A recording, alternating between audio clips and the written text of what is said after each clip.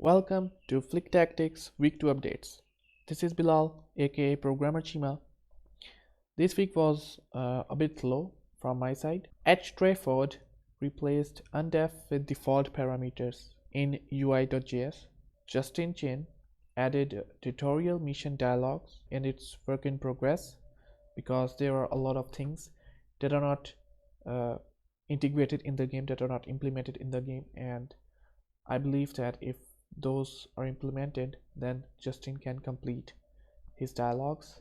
Gonzalo added rifle mech idle animation, which is really good. I will show it to you in the gameplay. And then there is improved mech art, forest tile, mountain tile, toxic tile, added fonts, improved the UI. There is a zoom overview button, which is work in progress. You can see and toxic tile animation, buildings as units, HQ building art, building UI, which is work in progress, and some code refactoring. Now it is time that we check out the game Flick Tactics.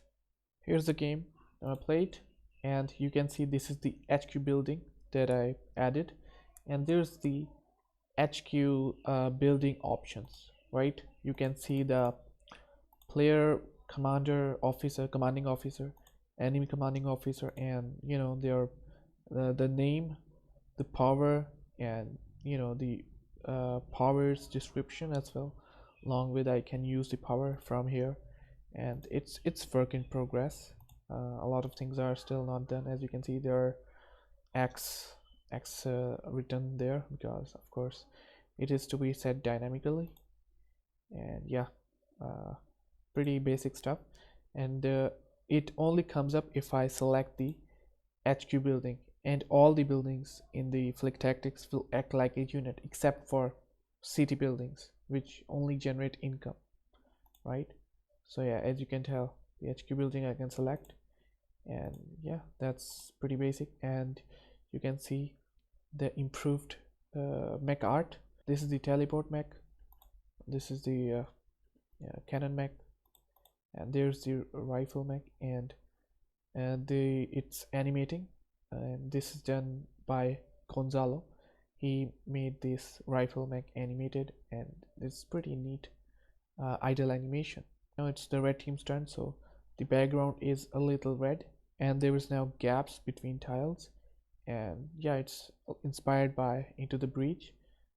The tiles won't have connection tiles, it's just one singular tile, and very discrete tile style. This is the toxic, this is the mountain, this is the forest, and there's the sea tile and the toxic tile are also animated. There are some improvements in the battle transition scene. Now I move it and attack this teleport mech, right? And yeah, there's the lands, and it's a little slower and better transition as compared to before. Apart from that, you can see this circular icon in the bottom left, and now if I hover the mouse over it, it zooms out, right? It zooms out and shows the entire map, and it says zoom lock off, and there is the Q. Now if I click the Q, it just shows the entire map, everything. And now if I click Q again, it goes back, right?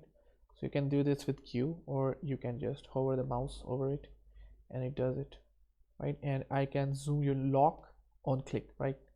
Right now if I hover, it zooms out, and if I hover off, it zooms in and goes back. I hover over it and there it is, it zooms. Now I click it and it zooms lock, right? Now how can it be useful? For instance, I click the teleports movement and it moves a little further, right? It's not like fitting into the game. So what you can do is do something like this, zoom lock with the Q button, and then move the teleport back somewhere, for instance here, right? And yeah, it's pretty much work in progress. I wanted this to be in the middle, but it's not, and you can make it big and small with the mouse wheel, which is definitely not a good thing. And I couldn't calculate its position to be in the middle. So these are the features that are implemented this week. Next week we are going to work on world map state, dialogues UI, and the same stuff, unit movement stuff that I couldn't work this week. Battle screen improvements are there are some battle screen movements that are still needed to be done, and then there's the unit attack improvements, unit ranking, setup, player unit stats, UI, map editor, zooming character art, and menu music. So thank you for the contributions and for watching the updates.